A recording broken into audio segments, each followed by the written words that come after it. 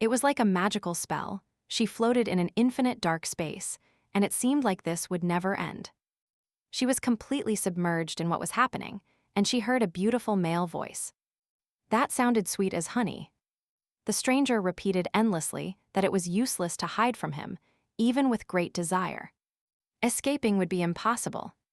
From the darkness emerged the figure of a tall young man who leaned over her as if about to kiss her. She saw nothing but his eyes. Under the strands of black hair, they shone with an intense light. The whistling of the wind behind the window began to fade away. The sensation arose that in the whole world, only the two of them remained. The man, like a hungry beast, approached her and embraced her with his hands. Unable to bear this torture, the young woman screamed. With a heavy sigh, she emerged into the real world. This author's writing skills were simply incredible.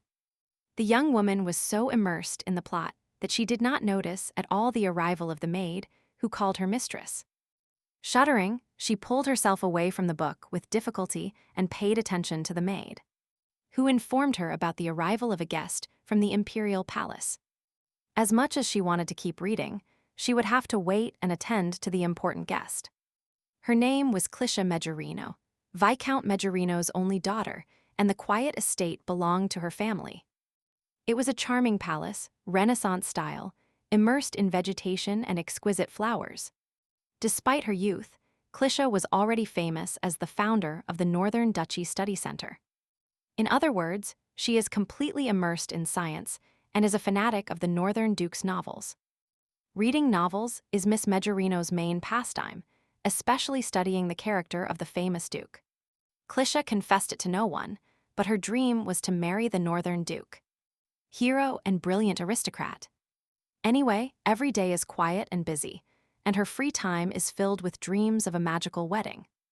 The loyal maid could bear it no longer and asked, had something serious happened that provoked the emperor's anger? Miss Clisha ignored the grim thoughts. What troubles could there be if she wasn't even in the palace or the capital? The girl didn't notice the guest at the door, and upon seeing him, Clisha was stunned. Totally astonished. A handsome blonde young man, wearing a vest over his uniform, was sitting on the sofa, drinking and smiling. Without ceasing to smile, the blonde announced that His Majesty the Emperor demanded the divorce of Clisha Majorino. A deathly silence pervaded the room. A penetrating silence, as if a cold, cutting wind was blowing. Clisha was stunned. What divorce was he talking about if she was a girl and had never even seen His Majesty?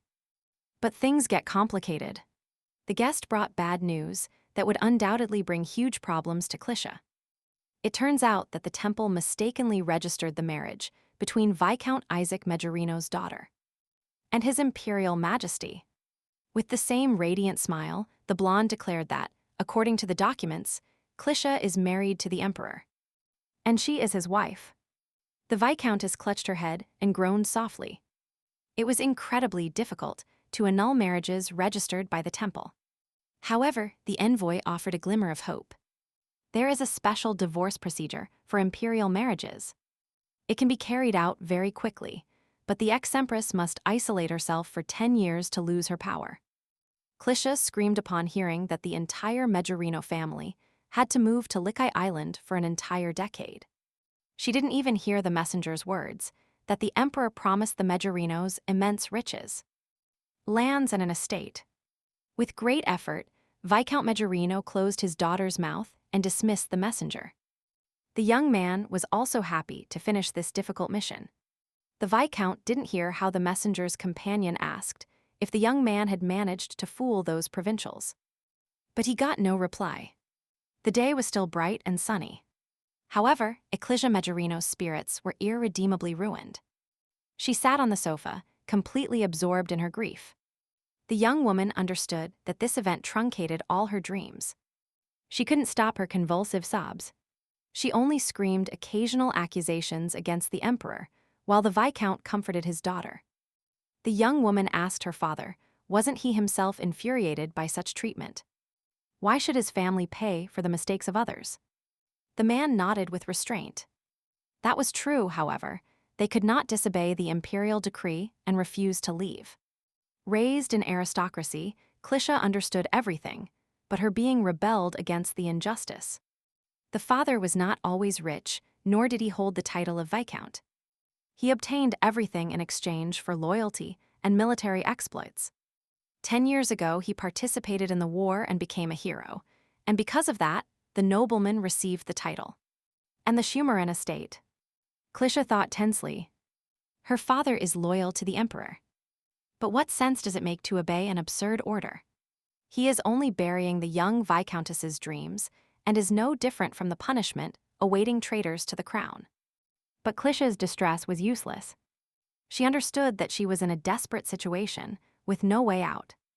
Absorbed in her grief, she saw nothing around her and did not notice that a fire phoenix suddenly appeared next to her. The magical bird spoke and comforted the Viscountess. Don't be discouraged, for Klisha possesses immense secret power.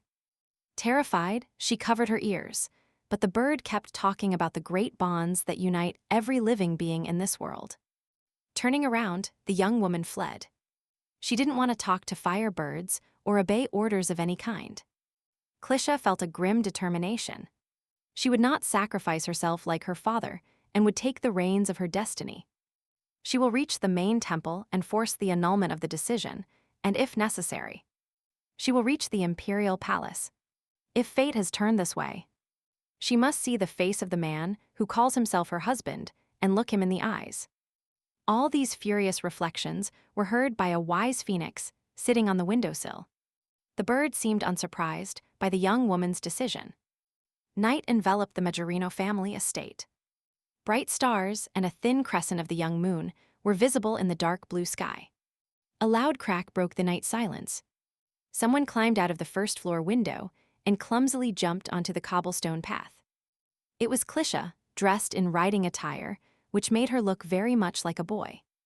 The young woman was still boiling with rage. Did everyone think she would simply resign herself and sacrifice herself voluntarily? Suddenly, Klisha froze. Her father, Viscount Majorino, stood next to her in armor, his figure enveloped in a glow. She froze like a rabbit in front of a snake, unable to move or even answer the question of where she was going. The man cried out that obeying the emperor's order was the duty of a nobleman and the honor of a knight. Did she intend to fail in this? If so, she must first defeat him, the Red Lion Summarin, and beat him in a fair fight. But the battle never happened. A bright flash illuminated everything, and the formidable knight fell to the ground, as if defeated. Servants helped the Viscount to his feet. With difficulty, he recounted that his beloved daughter had mastered the fire rune and dared to challenge him. The guard reported that Miss Klisha had run out through the main gate, and they should organize a pursuit. But the Viscount forbade it. They had done everything possible to prevent the escape. So now they were clear before the emperor and could rest easy. At that very moment, Klisha was riding at full speed through a night field, spurring her horse to go even faster. She was unaware that her father had blessed her in this feat and given her the opportunity to prove herself in real trials. The old Viscount could barely stand. He walked with difficulty towards the stairs, groaning incessantly. The maid helped her master with all her strength. 3 days later, the young lady was at the gates of the famous city of Muta, a true paradise for travelers and merchants. It guarded the only road from the south to the capital. So half a continent's trade passed through there, and the city was very rich. It attracted travelers, mercenaries, bandits, and merchants. The city simply overflowed with money and people. Clutching the reins of her horse firmly, Klisha rode through the suburbs and looked around with interest. Finally arrived. It seemed the road would never end, but now the young woman desperately wished to rest somewhere. It seems she overdid it when she decided to travel this road in a few days.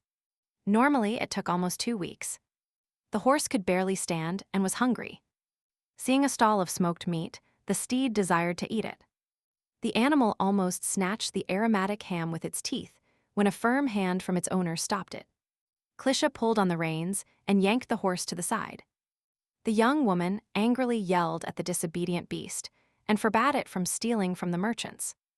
Calming down, the young woman asked the horse to be more careful. No one should know that it was an unusual steed, but a hybrid. The horse whispered that its owner had completely lost consciousness and was starving it to death. But Clisha led it away from the stalls. Finally, the stubborn horse moved, and the Viscountess ran after it, relieved. She too was exhausted. The door of the old inn opened, and a bronze bell informed the owner of the arrival of a new guest. The young woman approached the bar with a firm step and demanded a single room with full board. Pretending to be a young man, she spoke with feigned brusqueness, complaining about exhaustion after a long journey. After ordering a pile of dishes, Clisha sat at the table and began to devour them. Forgetting all etiquette, the voracious appetite attracted the attention of the other guests, who curiously watched the unknown person eat. The young woman inadvertently recalled her father's words, who had warned her about the many hardships of travel. Looking at the half-eaten piece of meat, the Viscountess thought, should she leave it for her faithful Shukram? No, it's too risky and they might catch them. Until I reach the capital, I will feed the horse with normal food. As if hearing its mistress's thoughts, Shukram whinnied indignantly. He wasn't going to eat dry hay and disgusting oats. His lineage came from ancestral beings, a mix of dragons and horses. A magical beast. While devouring the last pieces of an appetizing sausage, Klikia thought about her good luck with that horse. Believe it or not, the girl found him abandoned in the street, grazing freely. It happened when Klikia was only 7 years old. She saw a small colt on the field of a recent battle. The young Viscountess offered him a piece of dried meat. The colt accepted it and has been loyal to her ever since. For 10 long years, the girl raised the horse for herself. Following the advice of her father, an expert, she learned to ride like a true knight. And she often took long trips around her ranch. Her father took her on military campaigns, where she learned very useful things that came in handy now. And now, when she is about to marry the man of her dreams, someone steals her future by locking her up for 10 years. Clisha sat at the table in an unfamiliar inn, praying that the emperor would be reasonable. Muta was the largest city in the Fursa Empire, and its leaders were very important political figures in the country. In some respects, these individuals were even more powerful than the imperial family, and more influential than the temple itself. There was no place where the tentacles of the Tama Holding Corporation did not reach, which controlled almost everything in the city. But the most interesting thing is that this huge corporation was in the hands of a young man, heir to an ancient family of merchants. Despite his youth, the head of the Tama company, Ryokan, managed the property he inherited with great efficiency. Thanks to his good education and upbringing, he not only possessed excellent knowledge, but also had a firm character. That night, the young man, as usual, was busy with matters. He was visiting the stables in the center of the city of Toma. His attention was captured by a large noble horse, which was standing not far from his own hunting steed. Ryokan wondered where this luxurious horse came from, and the stable boy replied that a guest from the local inn had left it. The young man began to ask who this individual was, and how a commoner could possess such an incredibly valuable animal. An idea crossed Ryokan's mind. He had to have that horse. An expert like him knew it was a treasure. He turned and walked quickly to the exit, bluntly demanding that the stable boy find out who the owner was. The secretary timidly asked why his lord was interested in that beast. If it had nothing special about it. The young man decided to deign to answer. The animal looked normal, but in reality it was an extremely rare hybrid. And it was worth a fortune. Surely the owner must be hiding his true identity due to the incredible value. The young man thought, could this guest be a new spy sent by the emperor to annoy us? Night fell over the city. The lights went out, and only some passerby broke the silence. The window of the room where Clisha was sleeping opened silently, letting in an icy breeze. Feeling the wind, the young woman moved, but sleep was too strong and she continued to dream peacefully. Forgetting she was far from home, the girl stretched pleasantly on the soft bed. With her arms spread, 2 strangers dressed in dark clothing and hooded appeared in the room, looking at the girl with astonishment.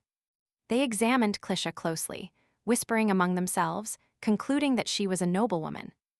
The legendary Knight brothers were famous thieves, capable of entering the most protected houses. They usually accepted complicated assignments to steal valuable objects. But today, they wanted to relax by assaulting guests. One of the brothers looked back anxiously. He thought the girl was moving. The thieves remained motionless in the darkness. She must not wake up. They paid the owner to put sleeping mushroom powder on the guest. So there is nothing to worry about. Now they can calmly take all the belongings of this reckless aristocrat and leave. The brothers were delighted to find a gold coin in the doublet pocket. The loot would be greater than expected. One of the thieves saw a sword by the wall. A simple and reliable combat weapon with a worn hilt and a modest scabbard. This alarmed the bandits. They started arguing about why the young woman had a sword and didn't notice she had woken up. She cannot be a real warrior. That means the sword is just an ornament, albeit a seemingly very expensive one. The thief suddenly fell. It's very hard to talk when someone kicks your back with all their might. The second bandit turned around surprised and noticed that his brother had dropped dead and now lay motionless. Sensing this was the work of the unknown woman, he tried to jump aside to prepare for a fight. But everything went wrong. The agile young woman lunged directly at the bandit and struck his throat with all her might. Klish's eyes shone with an intense fire. The girl was ready for battle and was going to cruelly punish those who came to rob her. A few minutes later, the beaten thieves were on their knees begging for forgiveness. They didn't seem so cocky now. The girl looked very menacing. She gripped the sword hilt tightly, showing with her attitude that she was ready to unsheath it. Without thinking much, she demanded to know why she shouldn't kill those two shameless ones right there and make this world a little cleaner. Understanding that their fate was being decided now, the young men begged for forgiveness loudly, explaining that it was an unfortunate accident. But Klisha is not so easy to fool. She would never believe that a couple of thieves were just wandering by and entered by mistake. The boys wept remorsefully. They expected her to be an inexperienced traveler, easy to rob. They put sleeping drugs in the food and did it often. This trick had never failed them until now. Seeing Klisha's suspicious gaze, the boys proudly stated they were very popular as the Night Brothers. Hearing that boast, Klisha smiled maliciously. She was already thinking about how to punish those fools for bothering her. She was intrigued by how they paid for the sleeping drug so expensively. The brothers said they used mushroom powder. Klisha understood everything. It was simple. The mushrooms didn't affect her and didn't put her to sleep. Upon hearing that the girl was unaffected by one of the most potent sleeping agents, the thieves were astonished. Isaac Mejerino was part of a knightly order with Klisha's adoptive aunts and uncles. Among them was Aunt Lance, an expert in potions, earning the fame of a master of medicine. She became fond of little Klisha and often cured her of colds, giving her some medicines made with poisonous mushrooms. With a smile, the girl revealed that she was immune to almost all poisons and that she slept soundly due to travel fatigue. Two thieves were paralyzed. The experienced bandits couldn't believe that people immune to strong poisons existed. They couldn't imagine that such a thing was possible. In all their lives, the brothers had never seen anything like it. Not only did this beauty knock out two tough guys, but it turns out that she is unaffected by an excellent poison. And proven. Klisha smiled maliciously. She announced that she was going to turn these two idiots over to the city guard. Upon hearing this, the thieves begged her not to do it. The brothers felt terror again. They knew perfectly well what awaited them if they fell into the hands of the guards. Hunger and desperation pushed them onto the dirty path. They were forced to take up this repulsive profession. It turns out their mother is seriously ill, and they don't know how to get money legally. The only thing they can do is steal. At that moment, someone knocked on the door and the innkeeper's voice was heard. He asked if everything was all right with his guest. The boys were terrified at the thought that the girl would hand them over to the owner, and they would end up in prison. Turning to the brothers, she whispered for them to come closer. The thieves, trembling, obeyed. With a stern expression, she ordered them to take the money and get out of there. They had only 10 seconds. The older brother stared dumbfounded at the gold coins. Would that tough chick really let them go just like that? Klisha explained that although they were thieves, they didn't seem to have killed anyone. It was their chance to change. And that money would be enough to cure their mother. It was more than enough. Stealing no longer made sense. The thieves stood still, like frightened rabbits before a snake. They couldn't believe what was happening. Seeing Ecclesia's eyes burning with crimson fire, one whispered that she was the Red Witch, causing confusion in her. A minute later, the brothers climbed out of the inn window, clutching the loot, and fleeing in disbelief at their luck. The younger brother burst out laughing, happy to have found such an incredible idiot. And easy to fool. They never knew their parents. Should they perhaps change professions and only deceive instead of stealing? But the older brother was still in shock. He said that for a moment, he thought he saw the Red Witch again. It would be very sad, and they certainly wouldn't leave here alive. Perhaps they should really look for another profession. Meanwhile, Klikia opened the door and assured the owner that everything was fine. And he shouldn't worry. After dealing as best she could with the insistent innkeeper, the girl reached the bed and sat down relieved. She started to think. Klitia didn't remember anything about her mother, so she let herself be carried away by emotion and was touched. By the way, it's time to clear up another doubt that gnaws at her. The young woman turned and looked towards the window. She asked that she still didn't understand where the third intruder came from. What if he was an accomplice of these two petty thieves? Right outside the window, another stranger was hiding. He didn't expect the girl to unmask him so easily. The stranger hid behind the window. He expected the girl to just check if there was anyone else there. Deciding it was time to disappear, he jumped agilely and ran down the street at full speed. Watching him run away, Klisha shook her head, reprimanding him. She did not expect such anarchy in this place. How can one travel peacefully with so many thieves and murderers on the loose, with no escape even in one's own room? In a luxurious mansion in the richest neighborhood, there was light, and voices could be heard coming from inside.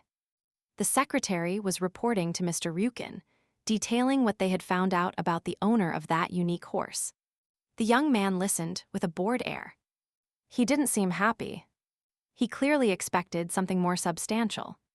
The secretary analyzed the information precisely, cross-referencing data and drawing accurate conclusions. He was particularly intrigued by how the unknown guest ate, even when hungry. He maintained protocol at the table. Ryukin listened without interrupting. He only tapped the desk with one finger, as if affirming his own thoughts. Upon finishing, the secretary concluded. He believes the guest is a young nobleman traveling incognito. But Ryukin suspected there was a mystery. The horse was emaciated, which required at least 3 days of travel. It is logical that the owner traveled from the deep south of the empire, and the reason can only be an important matter. At that moment, a young man appeared at the door. The same unknown who watched Klisha's window revealed that he followed the orders and discovered 2 thieves in the room, called the Night Brothers. The boy came closer to help the guest if necessary, but she got rid of the threat without the slightest difficulty. But this allowed the guest to discover the espionage, and suspecting she was being watched. She had to retreat immediately. Ryokin thought intensely. He understood that the unknown guest was a mage, called the Master of Runes. And he had power. Remembering what was important, the young man asked the secretary how things were going with the imperial family, and what they knew about the elders of Sina. The man reported that only some financial reports had been sent from Sina, and nothing was known about the imperial family. Looking out the window, Ryokin reflected, increasingly convinced that the owner of the costly steed was a spy for His Majesty the Emperor. After thinking about it for a bit, the young man decisively demanded that the secretary arrange a meeting with that guest. The empire's political arena was boiling. 20 years ago, the continent was consumed by imperial ambitions. The imperial family, with the power to destroy minds, unleashed a great war, leaving devastation in its wake. And deaths. And when the entire continent was on the verge of the abyss, the Fursa Empire, led by the knight Isaac Megerin, triumphed. This earned him the title of Red Lion and began a new phase of the war, which lasted for 9 more years. Finally, in the Battle of the Carrion Fields, the situation was resolved when a man murdered the entire Servan imperial family. He executed them with his own hands, leaving not a single member of that illustrious lineage alive. Genius and villain, the crown prince of the Fursa Empire, united 3/4 of the continent under his banner and put an end to the war. From then on, Ian Fursa ruled 5 great dynasties across the continent, becoming the youngest emperor in history. During the next 10 years of his reign, he managed to stabilize the entire foreign policy situation. He was a confident, strong, and cruel ruler who combined the bravery of a lion and the cunning of a poisonous snake. And one day, this powerful man discovered that, by a stupid coincidence, he was now married. Jean Felixian de Fursa, whose very name instilled fear in millions, turned out to be a toy in someone's hands. The servant presenting the report was trembling from head to toe, explaining that 3 years ago the temple made a huge mistake. Therefore, according to official documents, the emperor has a wife. He couldn't believe the truth only came to light now. The servants were terrified, but the emperor was not going to scare them. He only demanded that they fix it quickly and quietly. And what was his surprise when he learned that it was simply impossible to do so? The marriage could not be annulled just like that. The emperor has no power over temple affairs, and the priests will not revoke the decision made, even if they themselves made the mistake. A deathly silence fell. The emperor was silent, and the servants prayed silently that this misfortune would avoid them this time. Without saying anything, Jean Fursa pushed aside the writing implements and stared silently at his secretary. His hand clenched into a fist in pain and uncontrollably struck the desk. With that mood, the emperor was capable of anything. Finally, unable to control the irritation consuming him, the emperor grabbed a stack of signed documents. His roar of fury echoed under the high ceilings of the extravagantly decorated hall. The very next moment, he threw the papers in the servant's face, forcing him to cover himself with his hands and cry pitifully. Few knew that this emperor, so composed in public, revealed his psychopathic nature in private. And miserable. He jumped up and slapped the servant in the face, making him fall to his knees, and grabbed him by the neck. Choking with rage, he demanded an urgent meeting with the high priest of the temple as soon as possible. The imperial advisor, Count Owen Myrie, nodded subserviently in agreement. He was prepared to do anything to calm his lord's anger. He had no choice but to go and meet the priests and implore them to correct this misunderstanding. He smiled and prayed mentally to Almighty God that the temple would correct the mistake made, or he would be finished. But upon meeting the high priest of the temple, he discovered with horror that it was impossible to revoke that decision. The priest stood before the emperor, smiling sweetly in his face. It was evident that he did not fear him at all. The father declared that the rules did not allow for marriage annulment, and that he was not going to break them over a trifle. The birth certificates of the imperial family, marriages, and everything else cannot be directly annulled. These rules were introduced by ancestors to prevent any possible manipulation to seize power. For this reason, not even the emperor has the power to change the content of the rules or nullify their effect. Jan Fursa insisted it was not about a simple annulment or editing, but about correcting an error caused by the temple. The priest seemed to mock the emperor. He declared that the records had already been sealed and archived for 3 years. And the reason doesn't matter. The main thing is that not even the emperor can do anything in this situation, no matter how much he wishes it. Owen Myrie saw that the emperor was barely controlling himself and quietly begged his lord to remain calm. The young man proposed inviting all authorized representatives to testify to invalidate the document. But the high priest asked how the emperor would achieve it if all evidence says the opposite, and how to know if the legitimate wife is not under pressure to give false testimony in favor of her cruel husband. Losing his composure, the emperor confronted the Holy Father. Do you understand what you are accusing your lord of? And besides, Do you understand how this conversation could end if the emperor loses patience? Jean Fursa summoned his magic, ready to attack the priest. The advisor begged the sovereign to calm down and not profane the temple. However, it didn't seem like the priest feared anything. He stated confidently that even the emperor must obey the laws of the empire. And as high priest of this temple, I declare, His Majesty's marriage will not be annulled, no matter how much he wishes it. Back in his study, the emperor destroyed everything in his path. He broke furniture and walls, venting his fury. He longed to burn those insolent, sanctimonious people. The people will understand their emperor and will soon get used to the new religion. These idiots are completely crazy, sealing His Majesty's marriage records without even warning him. At that instant, Advisor Miri called his lord. The young man wanted to propose a solution to this delicate situation. Looking at the emperor, the young man hesitated to express his thoughts, but he knew for certain that this would solve the problem. He had been working in the palace for several years, and during all this time, he had been practically indispensable to his lord. The emperor delegated all the paperwork to him, and even gave him the right to sign many important documents in his name. His Majesty did not want to complicate his life by dealing with insignificant paperwork, and gave all the work to Owen Miri. That day, the emperor suffered an assassination attempt that almost cost him his life. The young man was miraculously saved. It was then that a very important event occurred which made Advisor Miri a very significant person.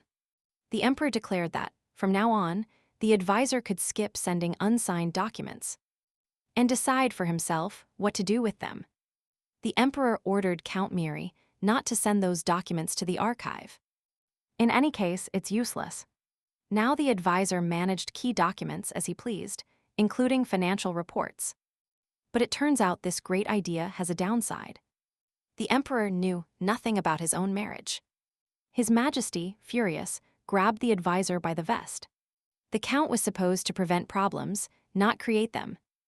Who knows how this would have ended? If a new character hadn't burst into the room, stopping the fight.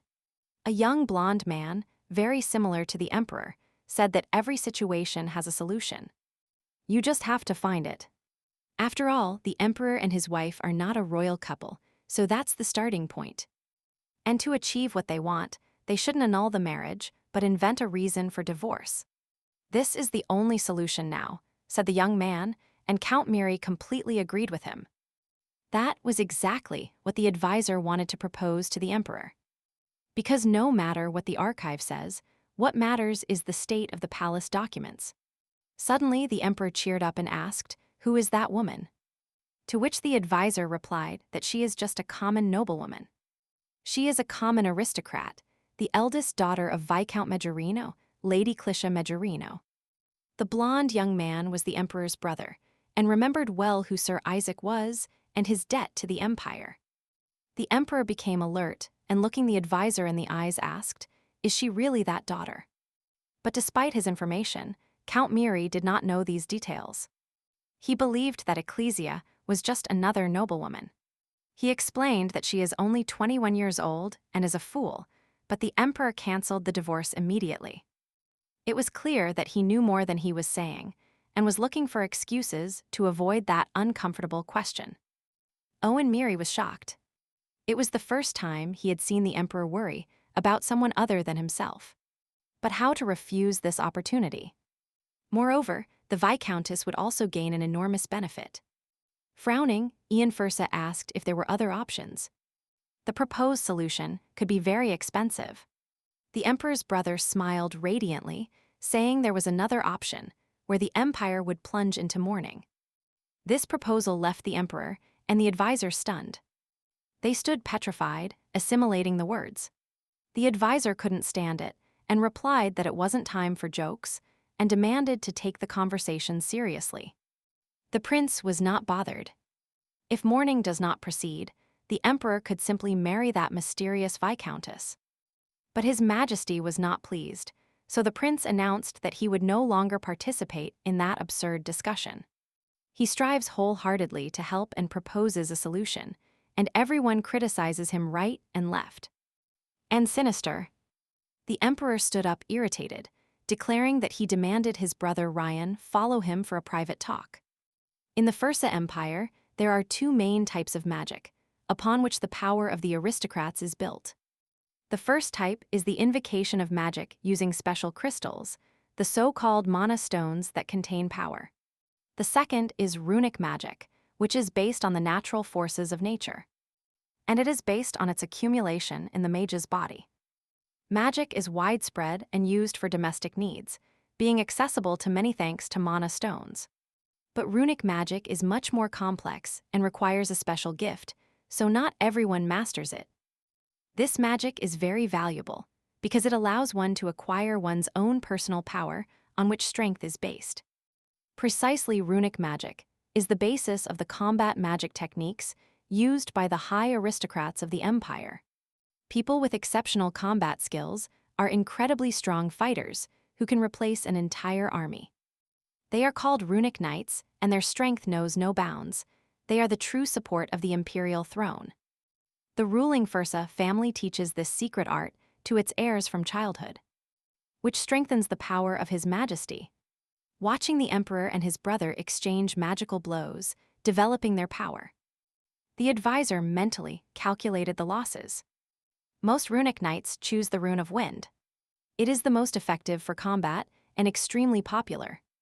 Its counterpart is the rune of ice, also known as the power of frost, considered less effective for battle.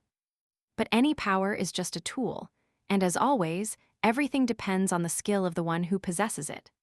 The battle between the two brothers intensified. They literally destroyed the palace hall and razed everything. Finally, Prince Ryan felt he was beginning to yield to his crowned brother and proposed ending the fight. But the emperor did not listen to him and continued preparing another attack, gathering strength to activate the wind rune. Ryan was forced to continue the fight and attacked Ian, desperately seeking to end this long confrontation.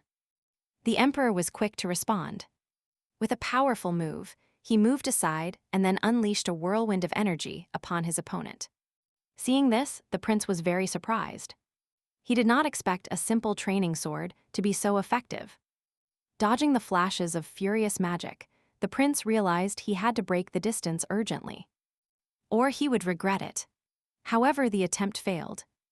With a stunning blow, the emperor reached his opponent and forced him to remain paralyzed. Prince Ryan fell to his knees before his brother.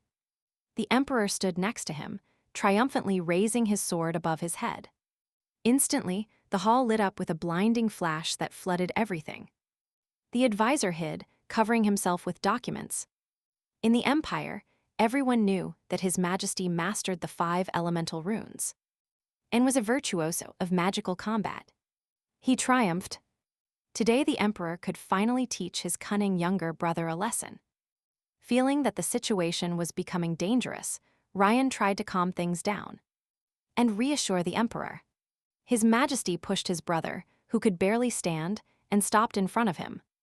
Adopting an arrogant attitude, the emperor solemnly announced that, as punishment for the defeat, Ryan must carry out a mission. The prince is obliged to go to the Mecherino estate and communicate the divorce personally, fulfilling all formalities. Upon hearing this, Ryan was horrified. It's a 2-week ride to Shumarino, and he, as captain of the guard, cannot leave his post. But the emperor didn't want to hear anything. He replied with nothing, and only waved goodbye to his brother mockingly. The Mecherino estate lived its normal life. Nothing indicated the changes that were coming. Fulfilling the emperor's order, the prince arrived at the Viscount and communicated His Majesty's decision. This trip brought him no pleasure whatsoever. He only feigned joy and dreamed of returning to the capital. The secretary asked if Sir Ryan was sure he was understood. But the prince didn't care. He fulfilled his mission. To be honest, he didn't care about the matter. And if it weren't for the emperor's will, he would never have come here. Still, he believed that his brother was too lenient with Isaac Megerin, that insolent man who refused to be commander of the troops. The prince was going to threaten the Viscount with the emperor's fury, but it was unnecessary. He felt infinite irritation towards this remote estate, the old knight, and his spoiled daughter. His Majesty's envoys exchanged opinions. The prince didn't think everything would turn out well, and that there would be nothing to worry about. Ryan washed his hands of politics after renouncing the throne to become the emperor's sword. But that frivolous attitude played a trick on him. He still didn't know how strange and unusual the events would be. That rude girl from the remote estate was already taking the first steps to foil the prince's beautiful plans. Very soon, this young lady will cause a colossal uproar in the empire, turning everything upside down. Toma Riken's secretary was listening to a servant's report about an unknown young man named Sasha Lin. The servant asked what Lord Luke would order regarding that unknown young man, and what his instructions would be. The secretary thought about it and finally replied. The boss ordered everything to be organized as naturally as possible. Then he remembered the hybrid horse and asked if new information had been received about that unusual animal. In response, the servant nodded. The owner reported that he was leaving tomorrow and demanded that the horse not be fed, only given water. And since hybrids feed on meat, offering the animal a piece is enough to find out the truth. Arriving at the stable the next morning, Klisha was shocked to the core. She froze at the entrance. The girl saw that her beloved horse had wrecked the neighboring stall, breaking fences, and destroying practically everything around it. This crazed horse escaped the stable and caused a real disaster, literally sacking a butcher shop. The owner of the adjacent vegetable stall stared dumbfounded at the horse, which was devouring the meat with great appetite. And the butcher himself stood stiffly, knife in hand, not daring to approach that monster disguised as a horse. Klisha approached her steed resolutely and called it by name. The young woman frowned fiercely and clenched her fists. A huge crowd gathered around, whispering that someone's horse had gone mad, and caused incredible chaos. The girl's eyes shone with crimson fire. She hissed like a snake and demanded an explanation for what her faithful Chakram was doing. Without stopping eating, the horse replied that it was just a misunderstanding and that a sudden hunger had overcome him. Impossible to resist. Shouting furiously, Klisha grabbed a half-eaten piece of meat and tugged it towards herself, trying to snatch it from the brazen beast. But the horse would not give way. Chakram clung to the piece of meat like a tick and demanded that they leave at least a small piece for his dear little horse. Klisha, surprised, let go of the piece of meat and stood paralyzed, watching a prime cut of pork fillet fly through the air. It was excellent meat, from which several juicy steaks could have been made. Or a spicy grilled dish. A piece of meat didn't fly far. Its short flight ended right on the head of a young man wearing a butcher's apron. It was Toma's butcher shop owner himself, named Hans, who now stared dumbfounded at the sacked counter. True chaos reigned. Klisha guessed she would have to pay the owner, but she didn't dare speak first. Toma Ryukin's secretary witnessed everything attentively, pretending he was there by pure chance. The man squinted shrewdly and asked politely if he understood correctly that he was dealing with the owner of that amazing horse. Klisha laughed nervously and nodded cheerfully. The girl guessed that this story would have huge consequences for her. Sitting in a luxurious armchair in a beautifully decorated lounge, she imitated a simple boy as best she could, and expressed regret. Normally, this horse causes no trouble, but this time it seemed crazy. It doesn't look like Chakram at all. The secretary nodded sympathetically at the girl, as if regretting her troubles, while thinking that things couldn't be better. The boss was absolutely right. He is not an ordinary traveler. He is incredibly calm in this complicated situation. The matter was simple. They put water mixed with an appetite stimulant in the horse's trough. It seems it's time to compensate the butcher now, and Klisha is talking to his representative. The man laughs. The butcher shop belongs to an employee of Tama Holdings, and the business is part of it. Now they are at the headquarters of a famous trading company, and it is their interests that are affected. The company handles the legal aspects. Klisha knew the firm and knew who she was dealing with. Playing dumb, Klisha says it will be easier than she thought and will be resolved quickly. But the girl was not calm, cursing the horse that got her into this mess. Behind the secretary's smile, caution was hidden. He sensed something strange and felt insecure. The losses are large. Calculating them will take time. So the secretary decides to let the guest go.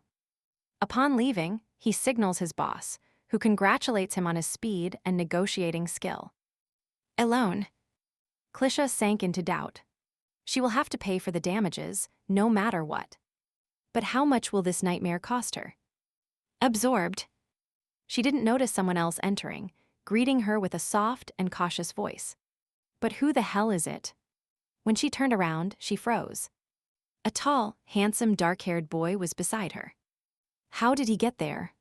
She barely heard what he was saying. Completely mesmerized, unable to articulate a word before such a sight, Klisha stared fixedly at him. Ecstatic, getting lost in the beauty of his eyes. Who could blame her? She quickly scanned him, admiring his figure and that elegant suit that fit him like a glove. Impeccable, unable to control herself, she even spilled the coffee from her cup. This situation completely overwhelmed her. Suddenly, the truth hit her. That impressive young man is the Duke of the North, the one from the novels. Now it was Ryukin who was stunned, losing his composure and turning as white as milk. What? How could she know his real name? Also hidden. A simple hotel guest. This is impossible. Thomas Ryukin was posing as a rich commoner who prospered thanks to an inheritance. And his business acumen. But that is not his true identity.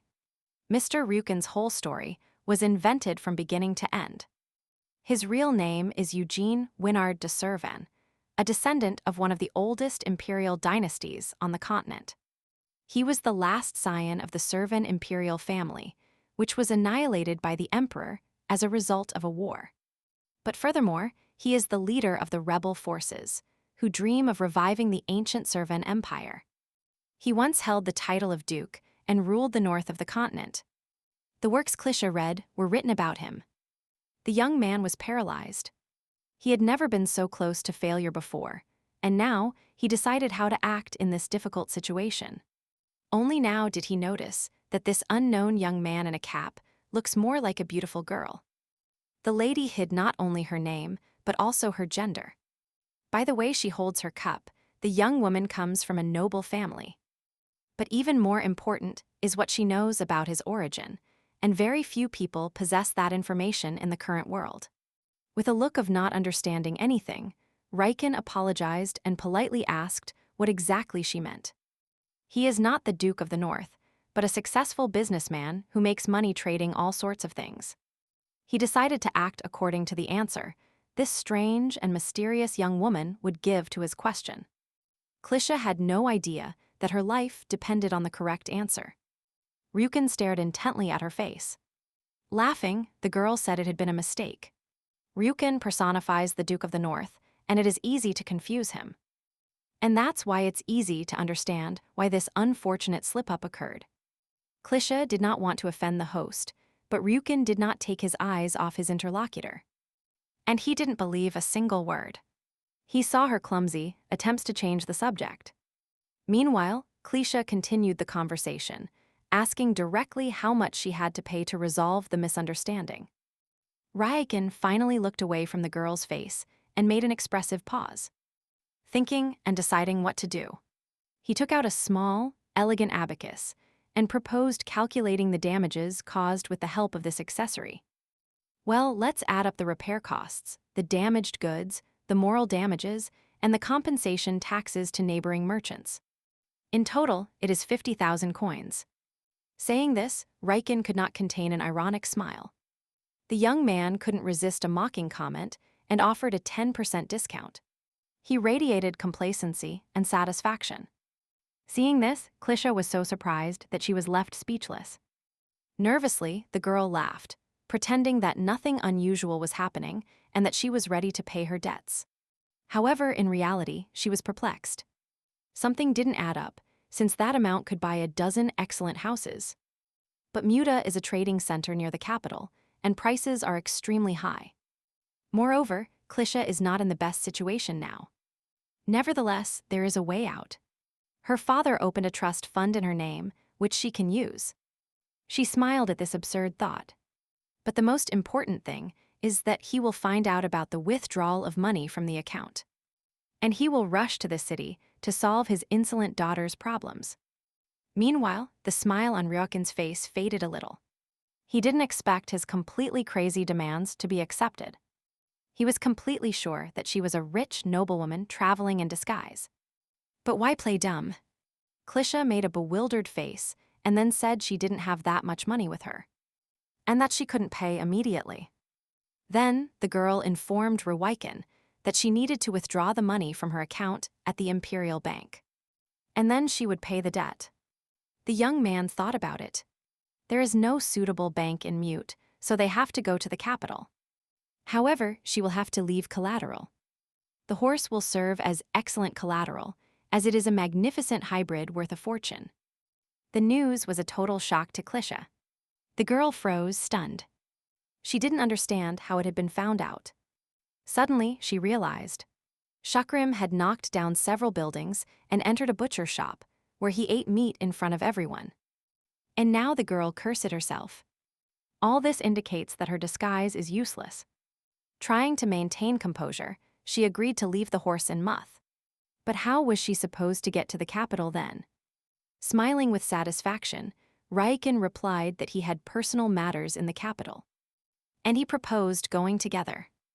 After Ecclesia's departure, the young man was lost in thought, hatching plans in his mind. The secretary inquired whether his master really intended to travel to the capital with that strange girl. Is the risk really worth it? Even if the emperor is out of contact, he could set a trap. The young man paused and, with an unexpected turn, asked what the most effective way to know a soul was. And he answered himself, "It's simple, just talk at length until she reveals her deepest secrets." If communication persists, any intention becomes evident, no matter how much one tries to hide it. The trip to the capital will last all of the next day, which they will spend together in a luxurious travel carriage. During the journey, the young man will unravel the mysteries of that peculiar girl. He is a master in these matters. They left at dawn. The coachman hitched the horses and, with a cry of joy, cracked the whip. The powerful pair of horses pulled the carriage vigorously. The journey was smooth and conducive to conversation. Sitting on comfortable sofas, the young people looked out the window at the surrounding landscape and exchanged impressions. However, Ryokin played the innocent victim, while Klisha felt very uncomfortable from guilt. Deciding to lighten the mood a bit, the girl decided to pay the young man a compliment. She would love to. Gathering courage, Klisha declared that he was right and that her interlocutor looked exactly like the Duke of the North. Ryokin became alert. He didn't understand what that meant. Was the young woman testing him or hinting at something? So the young man kept silent and only frowned, staring fixedly at Klisha's face. Seeing this, the girl became flustered. Continuing the conversation, she asked if the gentleman knew the great Duke of the North. To which Ryokin replied negatively. This made him increasingly tense. Now he was almost certain that this girl was dragging him into a complicated intrigue. Feigning enthusiasm, the girl said that since her interlocutor didn't know, she would tell him about the Duke of the North. They have the whole day ahead of them, so they shouldn't miss this wonderful opportunity to learn something new. The girl chattered nonstop, relaxed, while the young man went crazy with so many endless stories. And Klisha, having found someone to talk to, couldn't stop. At that moment, she was telling another riddle. The young man frowned. He did not like the subtext of the question, which seemed extremely significant. Almost all the questions were about killing the culprits. Something was clearly hidden behind this. Ryu and Ken couldn't take it anymore. Was it necessary to kill someone? Everything can be resolved without violence. But the new question paralyzed him. The girl asked what was more important to him, the life of his beloved or loyalty to the Empire. Unable to stand these hints, he shouted that loyalty to the Emperor was the most important thing to him. But Klisha got angry. She made an accusing gesture and also shouted, "Ryokin doesn't look like the Duke of the North at all." Hearing long reflections on why he couldn't be that nobleman, Ryokin sighed with relief. He nodded enthusiastically, saying that any great man must be not only strong and cold. Without letting her finish, the girl continued. The Duke must be strong, mysterious, and have a lot of other virtues. She couldn't stop and culminated her speech with a resounding declaration. The Duke of the North is simply perfect and tireless in bed. Cassie lunged at the young man, who was already completely disoriented and lost in space. Trying to change the subject, Ryuiken met Klisha's resistance. She didn't let him escape and demanded that he keep listening. He won't find a more informed expert in this field, so she will summarize the content of all the novels she has read for him. The boy felt like he was about to howl like a wolf. He was terrified of having to listen to the summary of romantic novels. Thus passed the whole day until night fell. Ryuiken will remember this trip for the rest of his days and will take revenge on the secretary. The next morning, the cart arrived in the city of Sigrid, the capital of the empire. Famous for its impressive architecture. Staring dumbfounded at the tall buildings passing by the window, Klisha felt like a small one. And insignificant ant. The girl had read a lot about the magnificence of the empire's main city. But she didn't expect it to be so beautiful. Seeing a convenient spot, she asked the young man to let her off right there so she could go to the bank. Obeying his master's order, the coachman stopped the carriage in the middle of a busy street. Ryuken was incredibly happy to get rid of the talkative passenger. He couldn't believe it. Then an interesting idea came to his mind, and with one foot on the step, he gallantly opened the door. Then the young man extended his hand and said that he was always happy to help such a charming lady. Realizing that her secret identity had been revealed, the girl froze. And speechless. She did not take her eyes off this handsome young man, as if seeing him for the first time. He was really handsome. Upon getting out of the carriage, Klisha declared that the night exam had not been passed. Ryuken was not enough. Despite his efforts, her companion cannot be called the Duke of the North. He must improve his education. Only then will she allow herself to be kidnapped. The boy was perplexed, not understanding why he should kidnap someone. In response, Klisha smiled enigmatically and kept silent. Then she said goodbye as if forever. She looked wonderfully beautiful in her strange attire and made an elegant curtsy, wishing Ryuken the best. At that moment, a secretary traveling in another carriage approached the young man, and together they watched Klisha in silence. The man noticed the way the strange girl said goodbye to his master and that she called him Duke. Confusion reigned in the secretary's mind.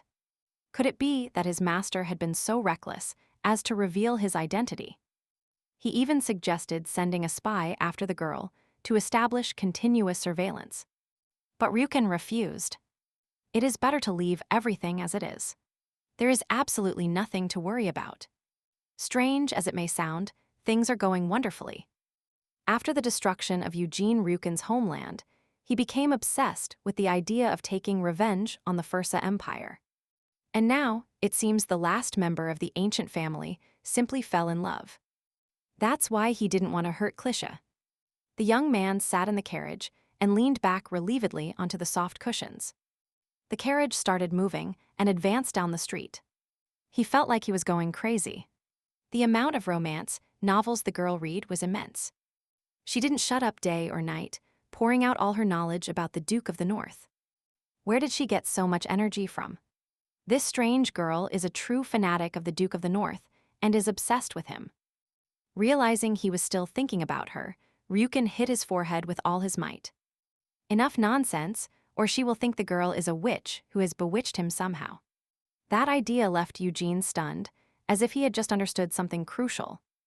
Upon exiting, Klisha stretched with pleasure, making all the numb bones from sitting crack. Curiously, she didn't even notice when the boy started calling out to the girl. Her disguise must be bad. Anyway, it doesn't matter. She is not here for romances, but came to the temple.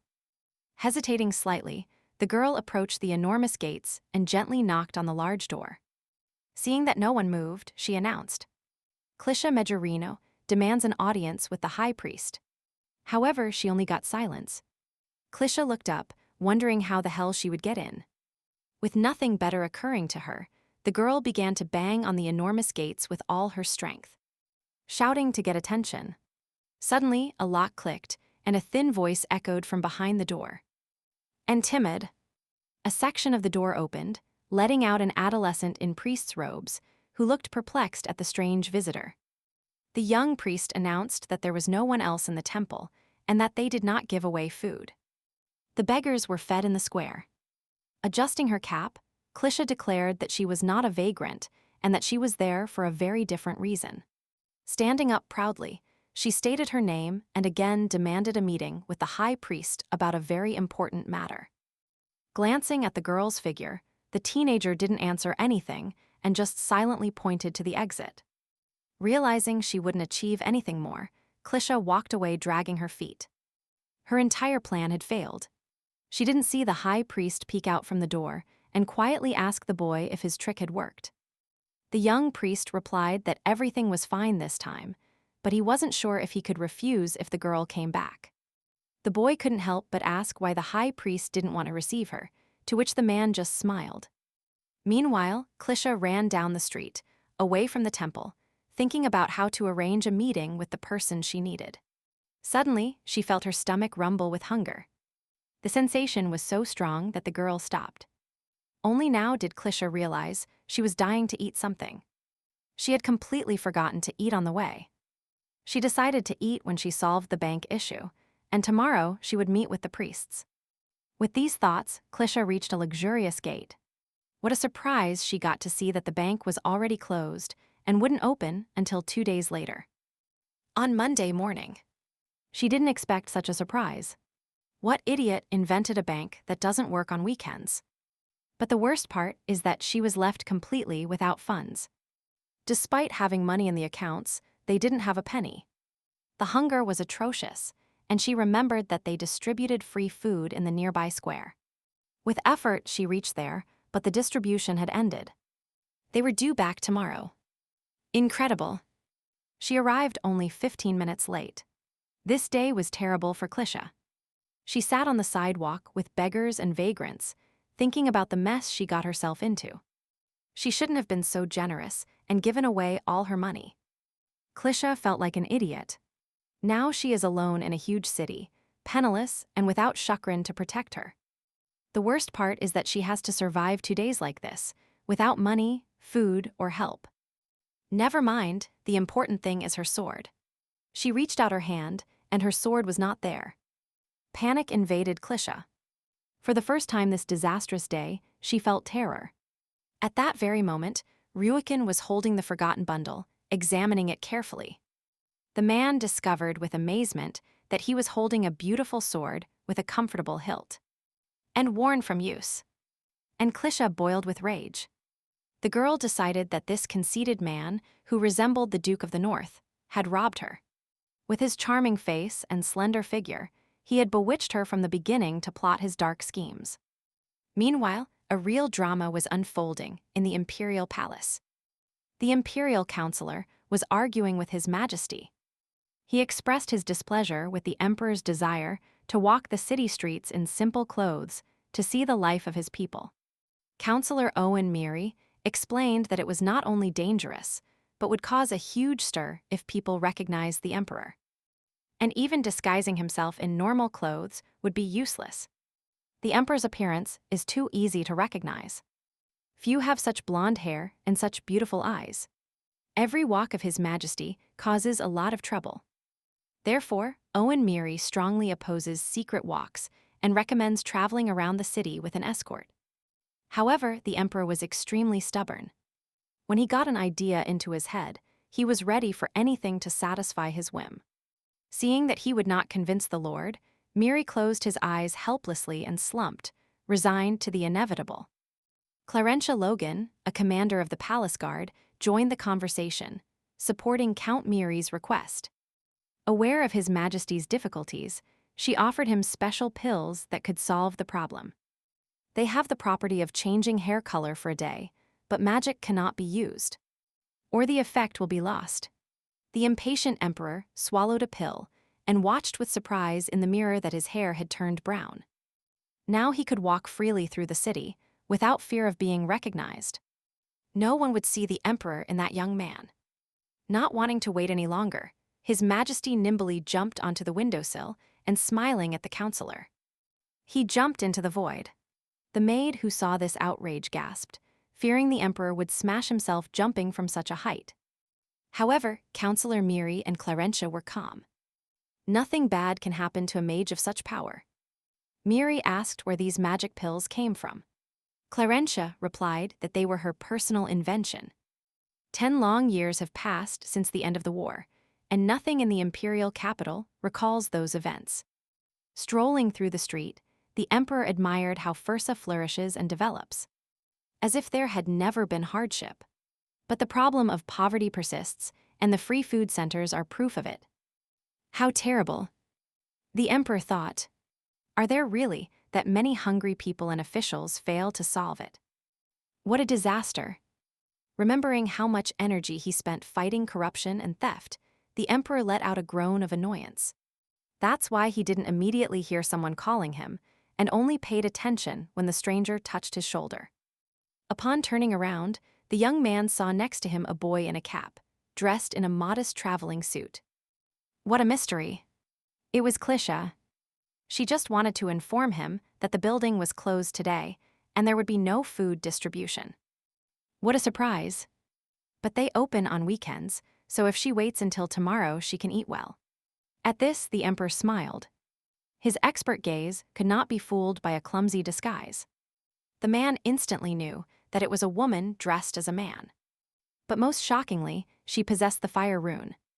Almost no one in the empire has such a gift. And now, that bearer of a unique power is in front of him, disguised as a beggar. The emperor must uncover her secret. Without thinking twice, he offered her a job, leaving her completely stunned. What is he plotting? Only now did she notice that he was not a simple vagrant, but an incredibly handsome young man. And imposing. But most importantly, she had the strange feeling that she already knew him. Where does she remember him from? And most disconcertingly, she felt a strong attraction towards him. This only confused her further. She reminded herself that her ideal type was black-haired dukes with fascinating red eyes. Light hair and green eyes belong to supporting characters. She shouldn't get excited over just anyone. Seeing her hesitation, the emperor proposed, nothing special, just delicious food. Is he manipulating her? That convinced her.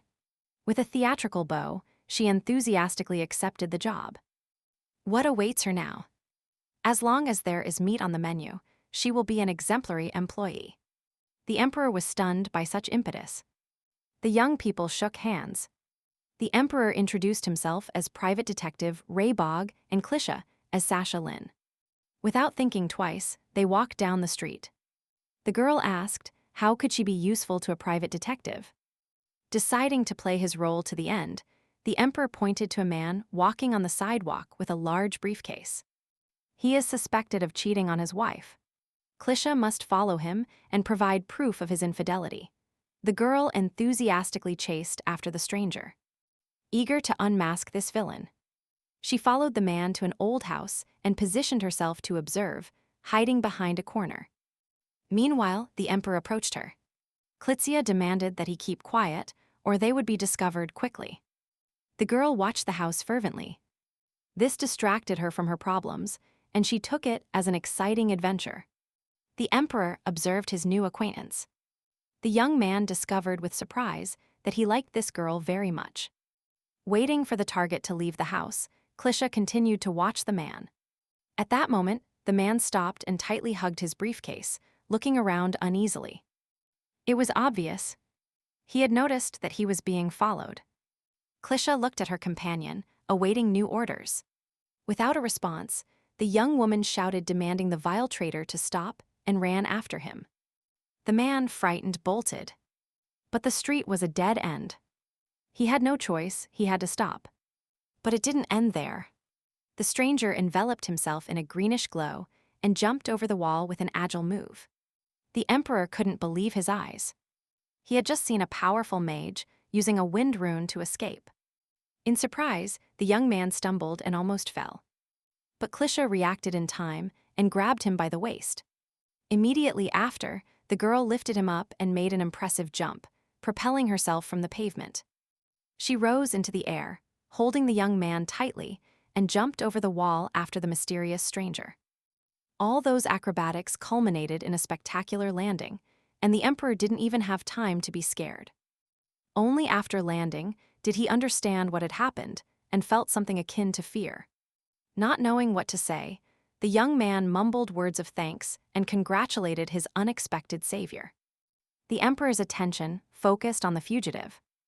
Everything indicated that he was someone important. Seeing his pursuers, the man rushed through the open door. They couldn't let him escape under any circumstances. Klisha shouted that she understood. He was meeting his lover here, and then giving himself over to lust and depravity. Strange, but why choose such an exotic place for that? There was a sign with 4 sevens on the door. The emperor understood. 4 bronze sevens meant he was close to the famous lucky box.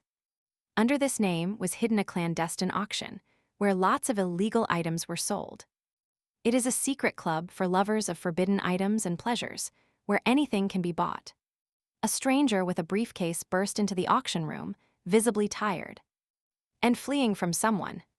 One of the elegantly dressed men asked the reason for such haste and if there was any cause for concern. Hearing that his envoy had evaded pursuit, the men frowned. But the stranger assured them that he had gotten rid of the tail. He took his briefcase and with a confident movement placed it in the center of the table. The man looked satisfied with himself. The stranger caught his breath and let out a loud laugh. It was a real jackpot. In the end, he had obtained the weapon against the emperor. At that moment, Klisha stood listening confusedly to her employer, who was asking her to stop the pursuit. The emperor understood that he might need the fire mage, but he didn't want to involve strangers in this matter. Turning around, the man demanded that Klisha forget what she had seen and return to the square. The girl objected that, if it was so dangerous, he should even let go alone. She could cover the private detective. And in fact, she would like to go herself. The private detective might not be able to handle the potential dangers. At this, the emperor smiled. Then he burst out laughing, leaving Klisha totally perplexed. Still smiling, the man ruffled her hair and told her there was no need to worry about that. And besides, they would meet soon, and at that meeting, he would invite his new friend to a delicious lunch. Having said that, the emperor ran off. He was in a great hurry and didn't have time for long conversations. Klisha was stunned by the rapid development of events, but her employer's actions seemed presumptuous to her. The clandestine auction was held in a huge hall, resembling a theater. The place was full of masked people. An elegantly dressed host stepped onto the stage with a microphone in his hand and cheerfully greeted the audience. The host also wore a mask that hid his features and confidently announced the start of today's auction. Meanwhile, the emperor found a spot in the aisle next to the balcony and observed from above what was happening. He skillfully stole a mask from one of the guests and now felt safer. The security of this place was terrible.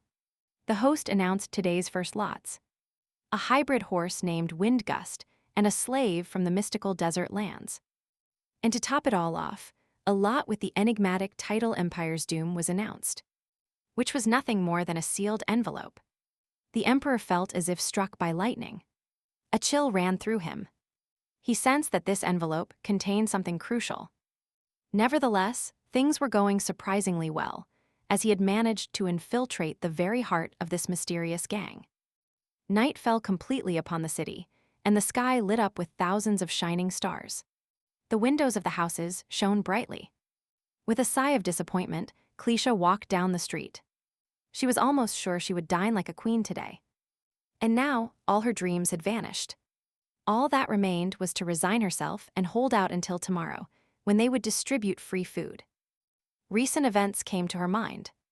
The girl thought either that man was too weak or she had become very strong. In reality, her new acquaintance was amazingly interesting, even if he couldn't use magic runes. Suddenly, the girl shuddered. What if he needed help right now? He wouldn't be able to defend himself against the wrongdoers. For a while, she walked by inertia, not paying attention to the path, absorbed in her thoughts. Finally, after making a decision, Klisha turned around and ran at full speed in the opposite direction.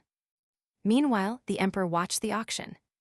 The host was announcing the sale of a unique steed for $500,000. Interesting, the prices are extremely high, but there is no shortage of those who wish to bid for the expensive lots. They are clearly from the criminal world. It would be wise to contact the palace guard instead of acting alone. The emperor noticed, until now, that his new acquaintance, disguised as a young man, was by his side. Turning to her, the young man severely asked why she was there, as the place was very dangerous. Klisha smiled sarcastically, acting like a self-assured boy. She had already met the guard and arranged things in her own way. Peering over the parapet, the girl watched the brilliant crowd seated below with amazement. On the stage, the auction continued. The host presented another lot, a slave named Sandtear from the Mystic Lands. Klisha listened with astonishment that the starting price for the young man was 100,000 coins. An enormous sum. Deciding to flee from there, the emperor tried to take the conceited damsel with him. But she paid him no attention. Seeing the scene, Klisha became enraged. Did the empire's warriors fight in the war for this injustice? A moment later, she climbed onto the railing, preparing for a quick jump down. Looking back, Klisha addressed her acquaintance, asking him to support her and arrest all those villains. Astonished by the girl's naivety, the emperor shook his head. He advised her not to rush and to think it over, but it was impossible to stop Klisha now. With force, she propelled herself, jumped forward, and skillfully landed on the stage. Seeing this, the host was speechless. He was not prepared for such surprises and waited for the guard to intervene. Standing up proudly, Klisha shouted, calling the crowd of people disgusting slave traders. Seeing the guard rushing to help, the host was encouraged and began to apologize to the guests, promising to resolve this misunderstanding. Klisha rushed towards the kneeling young man and freed his hands, promising to save him if he obeyed her. However, apparently, the young man did not wish to be saved and hissed furiously at the girl, demanding that she not interfere. Ignoring the boy, Klisha freed him, breaking the ties that imprisoned his hands with a sharp tug. Surprised that the boy was behaving so rudely, she picked him up in her arms and headed for the exit. The emperor was in shock at what his new acquaintance was doing. This broke all his ideas of the real world. Seeing the guards running towards her, Klisha turned and confronted them, showing no fear of a fight. The conceited men did not expect to encounter resistance, let alone expect to find a fire mage there. Realizing who was in front of them, the guards felt great astonishment. But it was too late to change anything. A second later, a furious sea of fire appeared in the abandoned building on the outskirts of the city, threatening to destroy everything. Thanks,